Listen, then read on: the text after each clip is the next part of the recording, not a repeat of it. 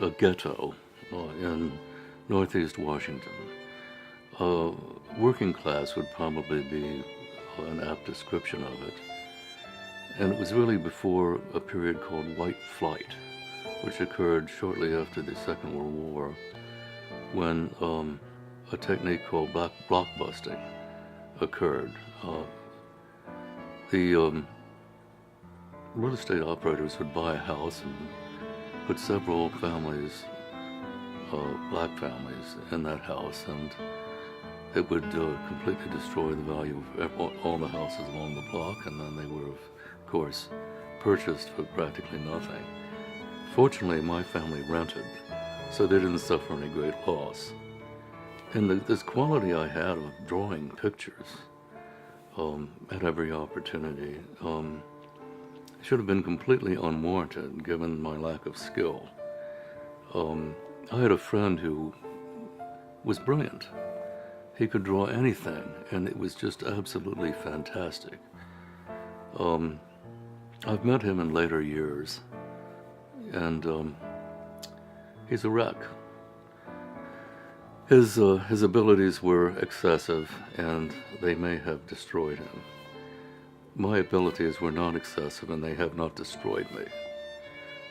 Occasionally, someone sees what I'm doing, and they are charmed or amused or laugh, because quite often it's sexual. You know, I'll have sexual things happening, not things that really are, how you say, destructive or negative or anything like that, but or essentially saying how we all, unfortunately or fortunately, or plagued with this whole problem that probably is based on a desire to reproduce, so I suppose in a way it's kind of a motif for me, something that I have used.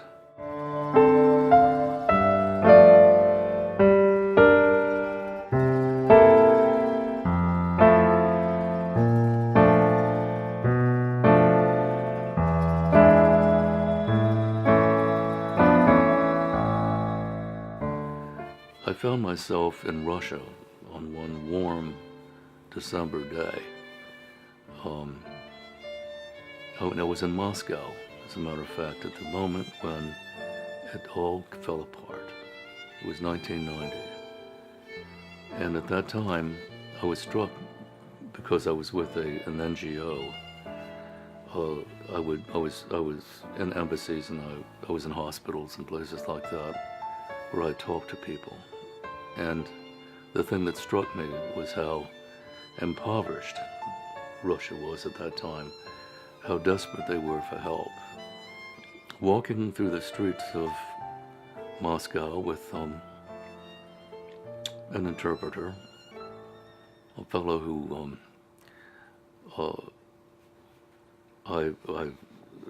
I met and who I talked to, and it was rather odd, because it was an event occurred that was so illuminating to me, because I was saying, look, Dmitri, I don't understand why when I left the Kurov ballet, I had to go through a glass door and then all the way down to another glass door instead of passing through both glass doors that were right in front of me. But they had them locked. Why was that? And he said, well, Walter, there's a poetess in Russia which we like very much, and she said to me, she said, in a country without answers, questions are meaningless.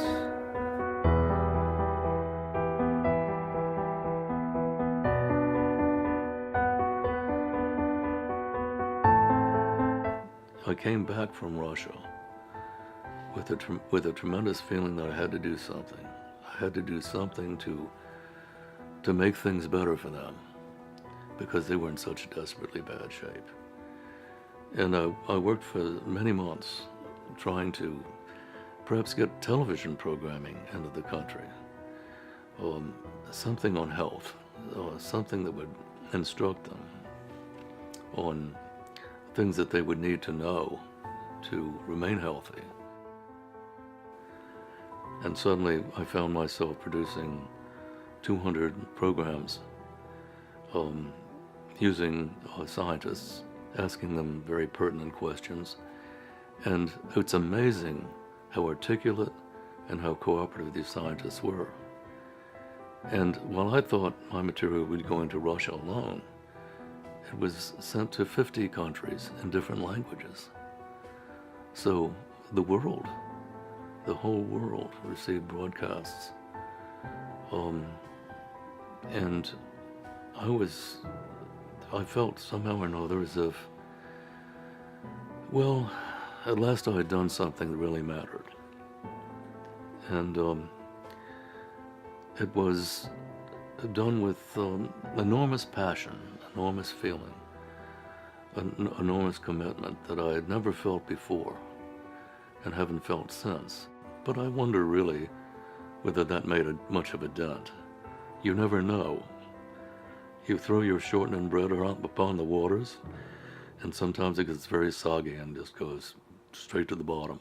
But at other times, it floats away and it's nourishing, and people learn from it, and their lives are better for it.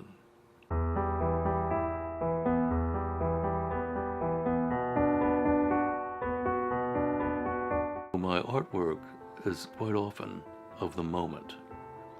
It's to capture a single moment and interactions between people, or a gesture, or an expression, or something that isn't static. It's not a head painted with a likeness that is absolutely beautiful. No, it's a sketch of a person laughing or talking or just reading a book or what have you. But it's a moment where it's in an environment, it's in a place, and you look at it and you think, well, I've seen that face before. I may not know that particular person, but I know what that gesture means or what that person is really thinking. And that's what I enjoy. But really, that was the moment. That moment on a very warm December in Moscow.